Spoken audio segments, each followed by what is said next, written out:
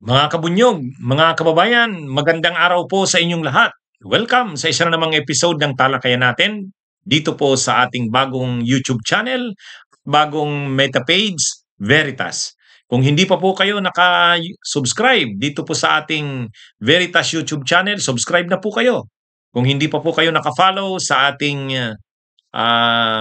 Veritas meta page, follow na po kayo, mga kabunyog, mga kababayan. Ito, pag-usapan natin 'to, ah.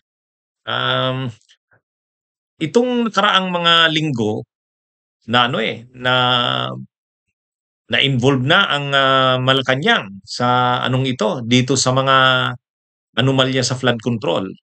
Umabot ito sa punto na, sinibak kahit hindi nga officially sinasabi ng Malacanang na tinanggal nila si dating Executive Secretary Lucas Bersamin, pinalalabas na nag-courtesy resignation, nag-tender ng resignation. Pero si dating Executive Secretary Lucas Bersamin na mismo ang nagsabi, hindi ako nag-tender ng courtesy resignation. Sinabihan ako na you have to go. Sabi niya, sinabihan daw siya na, kumbaga, tanggal na siya, sibak na.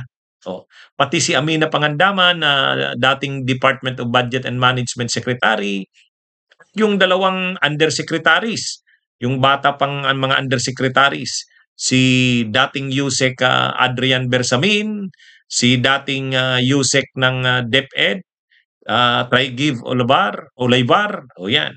Pero ang controversial dito, ang isang controversial dito, sabi ni dating Executive Secretary Lucas Bersamin, hindi ako ang mastermind. At sinasabi rin na yung kanyang grandnephew na si dating Yusek Adrian Bersamin, nagtataka nga daw siya paano nadawit ang pangalan, napakabait daw nun. Kaya lang hindi talaga kasi mailalayo itong si Adrian Bersamin na grandnephew ni Lucas Bersamin kasi binanggit ito ni dating DPWH Yusek Bernardo, binanggit din ito ni Saldico. Talagang nababanggit itong si Adrian Bersamin. Pero ang medyo controversial dito na may mga kwento-kwento na may malalim na samahan, ha? Mayroon ngang mga mayroon ngang mga kumakalat, may relasyon daw itong si dating DBM Secretary Amina Pangandaman at saka itong si dating DepEd Yusek Trygive Olivar. Ano ito kung sinasabi ni dating ES Bersamin hindi siya ang mastermind, wala siyang alam. Ibig bang sabihin itong sila Amina Pangandaman at saka si dating DepEd Yusek Olivar ang mga mastermind? Sila lang yung involved dito, silang nagplano. Kasi sabi ni ni Ping Lacson, hindi daw involved ang presidente, hindi daw alam, ginamit lang daw ang pangalan ng presidente. Yung dalawang Yusek ang pinapangalanan ni Senador Ping Lacson. Si Yusek Olivar at si Yusek Bersamin. Pero sabi nga ni dating NEDA Secretary Sulita Munsod, hindi naman gagalaw ng ganon yung dalawang Yuseks na yon. Mga bata pang Yusek yun. Hindi maglalakas loob yun na ganong bilyon. Kung ilang pong bilyon ang pinag-uusapan na insertions, mga projects, tatanggap ng ganon kalaki, ilang pong bilyon na kickbacks. Sabi ni Munsod, hindi yun. So sino pala? Lumalabas parang si Amina. Si Amina. Kasi kung hindi si Bersamin, hindi rin involved ang presidente, di si Amina pala. Kaya naman ni Amina yon kasi siya, DBM secretary. Kaya lang talagang hindi niya pinaalam sa presidente yung mga gawa niya. At ang katulong niya ay itong dalawang Yusek, itong si Ulaybar at saka si Adrian Bersamin. At may sinasabi pa, ang kumakalat, matindi ang samahan nito ni Amina Pangandaman at saka ni Ulaybar. Sa katunayan, may mga intriga nga na may relasyon ito.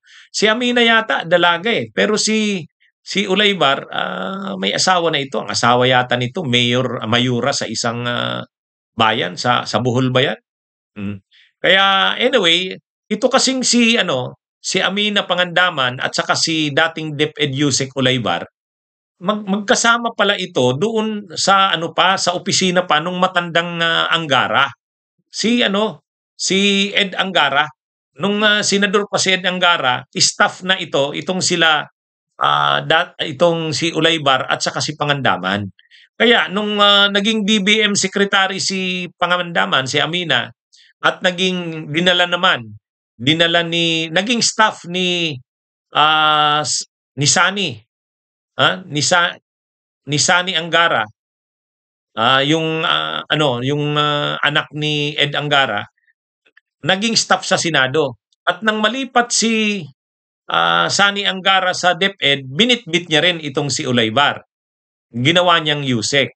Pero kahit na nasa DepEd si Ulaybar, madalas itong kasama sa mga biyahe at madalas sa Malacanang.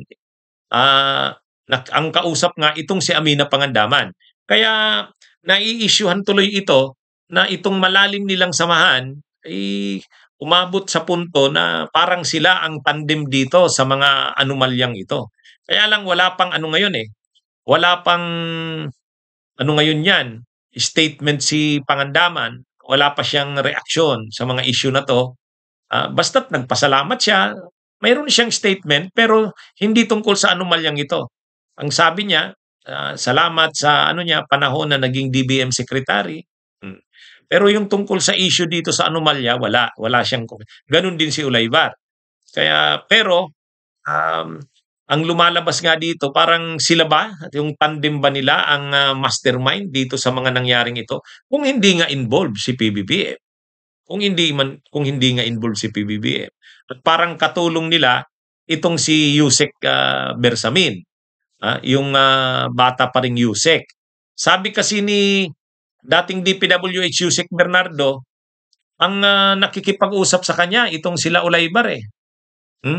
At nung binibigay niya yung kickback doon sa Diamond Hotel, may mga dalang armored car. Ano ito? Kumbaga itong sila Ulaybar kasama daw si Yusek Bersamin. Kaya dapat dito sa Senate Blue Ribbon ipatawag ni Senador Ping Lacson itong mga itong sila Yusek Ulaybar, si Amina Pangandaman, sila Yusek Bersamin, si dating ES Bersamin, lahat yan dapat ipatawag yan. Si Ulaybar, si Yusek Bersamin, si ES Bersamin, si Amina Pangandaman, para malaman talaga ano bang katotohanan dito. Anong katotohanan dito? Kasi ang sinasabi ni Senador Ping Lacson, hindi alam ng presidente yung mga nangyari na yan. Pero may mga ebidensya na talagang una yung pag-release ng mga pundo. Ang laki ng mga pundong ito. Galing pa naman ito sa unprogrammed funds. Ang unprogrammed funds ang pinanggalingan. Ang kausap ni dating DPWH Yusek Bernardo ay si Ulaybar. Sinabi daw sa kanya na may pundo na galing sa Malacanang, sa executive secretary ito. At 2.8 billion yata yun eh. 2.8 billion. Gawan daw ng lista ng mga projects, bahala na daw si Bernardo. Ginawa naman ni Bernardo, linagay niya yata dun sa Bulacan, kila Alcantara. Ang komisyon ng proponent ng project, galing nga sa Malacanang, 10% daw. Binigay niya daw yun. Binigay niya. Kaya ito mga kabunyog, mga kababayan, seryoso itong mga aligasyon na to.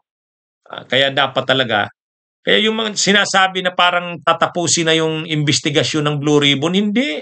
Hindi. Ang dami pang hindi nila pinapatawag eh. Yung mga officials ng Malacanang, ng executive department na involved, hindi pa pinapatawag. Pag hindi nila pinatawag yun, parang inaano yun, pinapalusot. Pinapalusot. Kasi hindi pa pinapatawag sila sila Amina Pangandaman, dating Executive Secretary Lucas Bersamin, dating Yusek Adrian Bersamin, dating DepEd Yusek Ulaybar, yun. Sila na dapat ipatawag. Hindi pwedeng isarado na lang ang Blue Ribbon hearings na para kasing ang pag-uusapan iba na. Hindi na daw flood control. Ibang infrastructure projects naman, hindi. Marami pang dapat pag tinapos yan, sinarado yung Blue Ribbon na hindi yan pinag-usapan, yan sila Amenang Pangandaman, sila Ulaybar, eh, pag-iisipan na talaga niyan na pinoprotektahan ang Malacanang. Hindi maganda yan. Okay. Magandang araw mga kabunyog, mga kababayan.